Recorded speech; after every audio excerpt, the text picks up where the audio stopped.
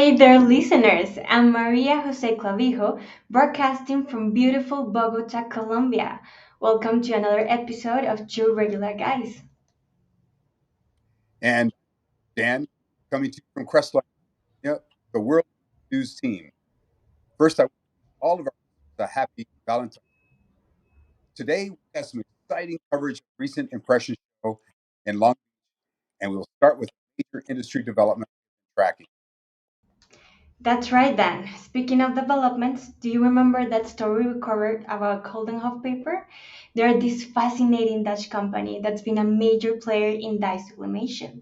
They just launched their Texcol paper as part of Mimaki's TRAPIS system. Get this. Coldenhove spent 6 years developing this paper and it's revolutionary because it can transfer to pretty much any natural fabric while maintaining incredibly vibrant colors. Here's a fun fact for our listeners. Coldenhove has been around since 1661.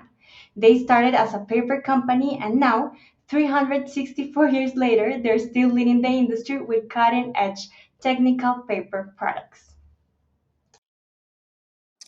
Yes, the industry and the innovation in us never stops. Speaking of which, are we getting a lot of reverb? Okay. Um, sorry, folks. My internet is out and I'm using my telephone. Let me do an impromptu here. Let me put my headset. Best laid plans of mice and men. Okay.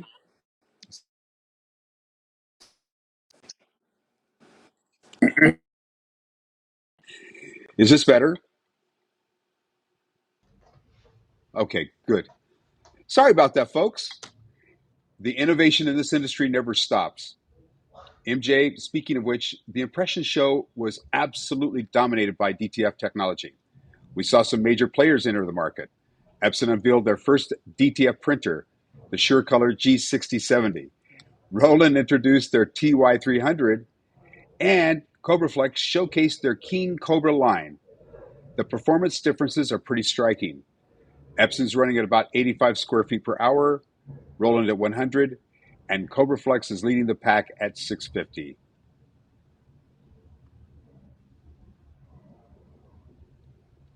Go ahead, MJ. You know what's really interesting then? The different strategies these manufacturers are taking. In a recent newsletter, we cover how Roland's going all in with their own branded powder shaker and curing units. They're really pushing this complete solution approach. The market split between these Chinese manufacturers who typically include inline powder applicators and curing ovens as standard features and the Japanese brands who each have their own approach. Roland's gone for that automated inlay system, while Epson and Mimaki are partnering with third-party suppliers like Equipment Zone. Brothers taking a different route altogether with optional manual powder and curing devices.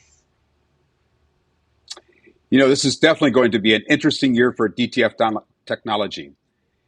Oh, and I have to tell you about this salesperson I met at the show. He was so enthusiastic that I almost bought everything in his booth. Now I want to ask you a question, MJ. Could this man sell sand in a desert, ice to Eskimos, water to fish? You get the idea, MJ?